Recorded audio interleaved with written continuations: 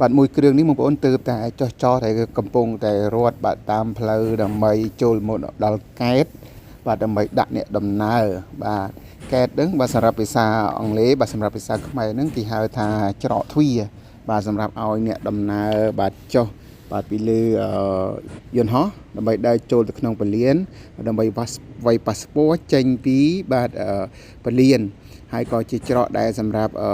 អ្នកដំណើរវាយប៉ាសពតរួចហើយគឺមកអង្គុយចាំដើម្បីឡើងយន្តហោះផងដែរបាទហើយនេះកំពុងតែបត់ហើយបងប្អូនបាទអញ្ចឹងយន្តហោះបាទការហោះហើរឬការបត់របស់គេគឺ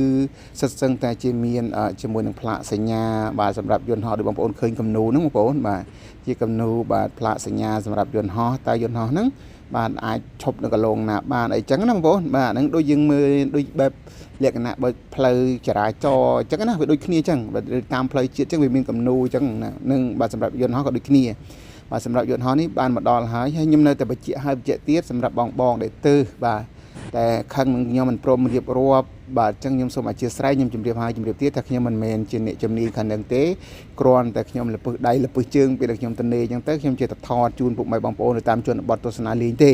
តែបើឲ្យខ្ញុំរៀបរាប់តើយន្តហោះនេះហោះពីនេះទៅណាជើងផ្លាយលេខប្រមាណគឺខ្ញុំអត់បានរៀបរាប់ទេដោយសារតែវាច្រើនដំណាក់កាលបាទបើសិនជាតែខ្ញុំជាអ្នកខាងនោះអូខេខ្ញុំលម្អិតជូនប៉ុន្តែខ្ញុំមិនមែនជាអ្នកខាងហ្នឹងខ្ញុំសុំទោសផងដែរបាទអូខេពេលដែលមកដល់ហើយបងប្អូននេះគឺជាចំដើបាទកន្លែងខ្លះបងប្អូនសម្រាប់ពលានវាខុសៗគ្នាណាបងប្អូនណាបាទពេលកន្លែងខ្លះមកដល់អញ្ចឹងទៅបាទតែសម្រាប់ការចុះពលានហោះបងប្អូនគឺវាអត់ដូចគ្នាទេតាមពលានតាមកន្លែងខ្លះតាមច្រកទ្វារខ្លះបាទយន្តហោះខ្លះគឺមកដល់អញ្ចឹងទៅចំដើបែប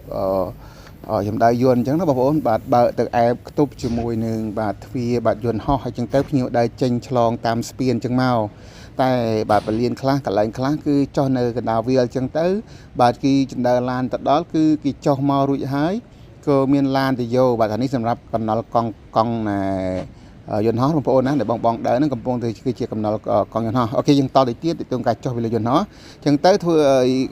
ភ្ញៀវចុះពីលើយន្តហោះដោយថ្មីជើងរួចហើយក៏មានជិះប្រភេទឡានដើម្បីឡានគេដឹកមកចូលជាមួយនឹងច្រកទ្វារទៀតប៉ុន្តែដូចកន្លែងខ្លះកន្លែងហ្នឹងបងប្អូនគឺអត់ទេគឺភ្ញៀវមិនបាច់ចុះពីលើយន្តហោះទេគឺទ្វារហ្នឹងទៅយកដោយទៅរុំខ្ទប់ជាមួយនឹងទ្វារយន្តហោះហ្នឹងបាទហើយដើម្បី